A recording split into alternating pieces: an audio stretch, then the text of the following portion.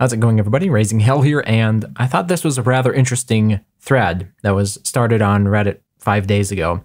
The title of it is "The Reason That Not Suitable for Most Advertisers Affected You." The person who posted this works for an advertising agency, or at least they claim to. There's no way to verify that. And they have some interesting insight into why we are seeing the changes on YouTube that we are seeing. So I'm just going to read the relevant posts and provide some of my thoughts afterwards. So it starts with, "I'm an advertiser and I heard about the crisis on YouTube on this topic. Our company was forced to deny gaming unboxing, news, vlogging, and travel channels 2 days ago by big companies like Coca-Cola, Pepsi, Marks & Spencer, Procter Gamble, etc. They say they made a study, and the viewers on those channels bring the lowest income for their brand. So statistically speaking, people who travel don't drink Coca-Cola. How dumb is that? Anyway, in case YouTube does not tell you anything about the reasons, it's not politics or any other conspiracy, it's the big advertisers who pinned YouTube to the wall demanding stupid things." So totally not. Remu96 goes on to say that the companies don't show the advertising agencies their studies. They just tell us the results and demand those niches removed. Also, channels under 1,200 subscribers and videos below the 72% like ratio are removed as well. So just based off a couple of those posts right there, and we can see a significant percentage of channels here on YouTube getting hit by that. So if your channel's in those categories, even if you're not deemed unsuitable for most advertisers, you might still get hit by a decrease in overall ad rates because these big companies are simply not wanting to put their ads on videos from those niches, right? So, I mean, these are some pretty significant niches. Gaming is huge on YouTube. I mean, they have a separate site for it entirely. There's gaming.youtube.com. News is another huge, I mean, especially with more commentary-oriented channels. There are a lot of people are commenting on the news and giving their takes on it. So those are a couple of really huge ones. Vlogging has been huge on YouTube for a long time.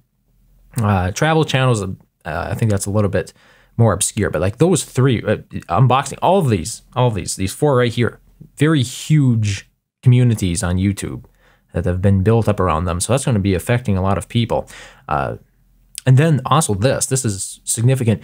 If you're somebody who has under 1,200 subscribers, which is a lot of new content creators, apparently they don't want, like, even if you, let's say you avoid these categories up here, the gaming, unboxing, news, and vlogging and travel, if your channel is still under 1,200 subscribers, they won't run their ads in your channel, which, to be honest, I think is quite understandable because at that point, it's still not easy to really vet the channel based on like popularity metrics.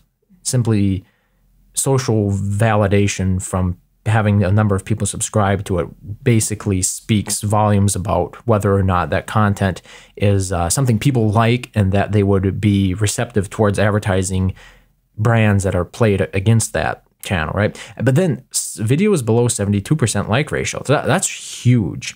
Now, you might recall in the past, it seems like this is no longer an issue anymore, but in the past, I've seen videos from content creators mentioning the fact that there are people in their audience who think that the content creator gets paid based on the number of likes they get.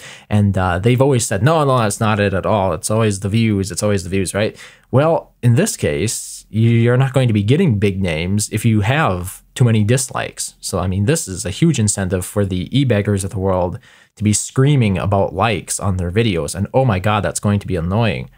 I mean, I thought they did it enough as it is, but I'm at the point where I think it should be more like Facebook, where if you don't like it, don't watch it. So we can still look at the number of likes versus the number of views that a video got to determine that. But then they wouldn't be able to pull out statistics like this that just show or just blanket wipe away a whole bunch of videos that don't have the right like ratios. So 72% is an interesting number. Like 75% seems like a more emotional number to go for, but apparently their studies have shown that 72% is the cutoff point for that, for when Because you can understand it, right? If you're watching a video and you're coming away so disgusted by it that you actually click the dislike button, it's quite understandable that any brand being shown against that kind of content would be partially associated with it. So if you saw a Procter Gamble ad right before you watched a video that you hated, you might also conflate that with Procter & Gamble as an emotional response. So it makes complete sense to me. But it's a bit unfortunate because what it effectively does is it curtails the ability for people to speak their minds on the platform. You have to make sure that your message is as uncontroversial as possible, I guess you could say, because if you say anything too upsetting to any particular group or any particular individual, as a matter of fact, yeah, it'd be more of a demographic thing because an individual is not going to give you a 72% like ratio, but it really does do a lot to curtail the overall ability to express yourself on the platform. So that covers a lot of what this topic is about. But there was one more interesting comment that Totally Not Remu 96 made, in addition to this one, sort of reiterating the point that it's not really YouTube that is screwing content creators over, or the advertiser agencies who follow the orders. It's the large cap companies who come up with these ideas. And in this case, they're still talking about the like to dislike ratio. And it mentions that, yes, 1 like, 0 dislikes is okay because it means 100% like ratio. But that can change in a second, which, once again, your competition might hit the dislike button, a smiley face. Yeah, that can change in a second. And I mean, this is going to provide an incentive to sort of send dislike bots after your competition, isn't it? Because if your competition is doing YouTube as a career, you can effectively get their ads pulled simply by mass disliking their videos. Like you can spend a few dollars on a dislike bot and get them 1,000 dislikes or something, and the company doesn't know those dislikes aren't legit. And YouTube, I don't know if they've ever corrected the dislike. I know they correct view counts from time to time, but I don't know if they correct dislike ratio. So I mean, the amount of harm that you can do economically to those kinds of channels is unnerving, really. Just through the stupid dislike bar. And that's why I say, you know, they're always going to find metrics to base it off of. Can we please do something about the dislike bar? Or not the dislike bar, but the ability to have a dislike button. Do we really need one? Because a lot of the times, if something's just not good, it won't take off. It's not going to be upvoted, and therefore it doesn't get exposure. Do we really need to nuke it into the ground? I mean, because that's the problem with Reddit. If you comment on any area in Reddit that you're going against the popular opinion, you just get nuked. So there's really no point in talking at that. Compared to Facebook, I mean, the funny thing is I really don't like Facebook, but I mean, I have to say they have it right when it comes to voting on topics, whether or not you think it should be voted up. I think downvotes should go away in general, because let's view it this way. Instead of having a base 0 where we can go into the negative or the positive, base 0 is just where everything starts, and if it's good, it goes up. And if it's bad, it stays at 0, and nobody sees it. That's just my opinion. But here, this one's the really interesting comment that I thought.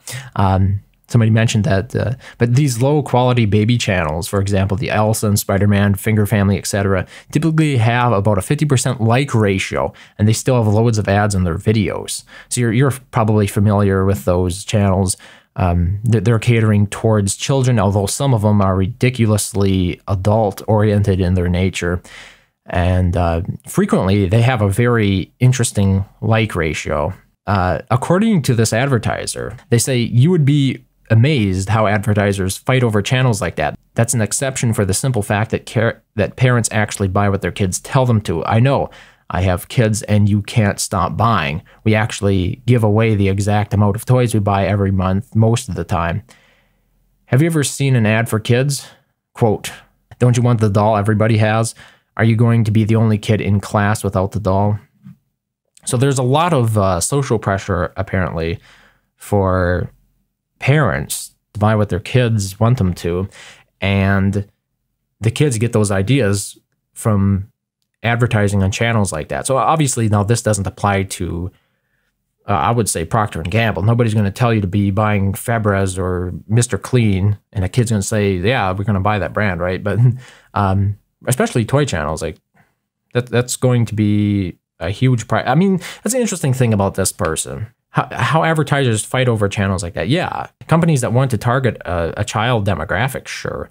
But I mean, a lot of these companies that they listed up here, are you really going to have Coca-Cola targeting a children's channel, or Pepsi, or Procter and Gamble? I don't think so. And I would hope not either, because I don't think children need to be drinking Coke any sooner than possible. But I mean, it's just interesting that those channels are seen as largely desirable by the advertisers, even if they are a niche advertising group. So I guess the conclusion is that if you want to make it on YouTube, just make more Prego Elsa versus Spider-Man videos, and you're golden, because that's what advertisers like. That's what they want to see on here. But that's a very interesting thread, I thought. Like I said before, I have no way to verify the actual credentials of Totally Not Remu 96. They really don't have a whole lot on their profile. The profile has obviously been around for a while. It's joined on January 29th, 2016, so it's obviously not just a troll attempt. But there's really nothing else on the account that speaks to whether or not the person controlling it is part of an advertising agency that they claim to be here. But overall, like a lot of this stuff makes sense, and that's why I really don't have any reason to doubt its veracity. I just think it's a little bit unfortunate, but things like the like ratio, and that these companies have run studies on channels to see which channels get the most engagement with their ads. I mean, if it's true, that's really reasonable from a financial perspective, from a company perspective, because that's what they care about. They care about selling. And if the numbers don't add up, then they're simply going to start axing various niches that aren't buying from them. So yeah, I hope you found that a little bit interesting. I'll be including the link to it in the description below, so you can check it out yourself and read some of the other comments that were left on it, because I think there's a fair bit of insightful discussion going on here. Might help explain why exactly it is that we are having or content creators specifically on YouTube have been having some hurdles to jump through recently. And when I say recently, I mean within the past 6 months to a year at this point. It's probably getting a little bit boring to hear about, but so as somebody who might be directly impacted by it, I still follow this kind of stuff anyway. So thank you very much for watching, as always, and I hope to see you next time.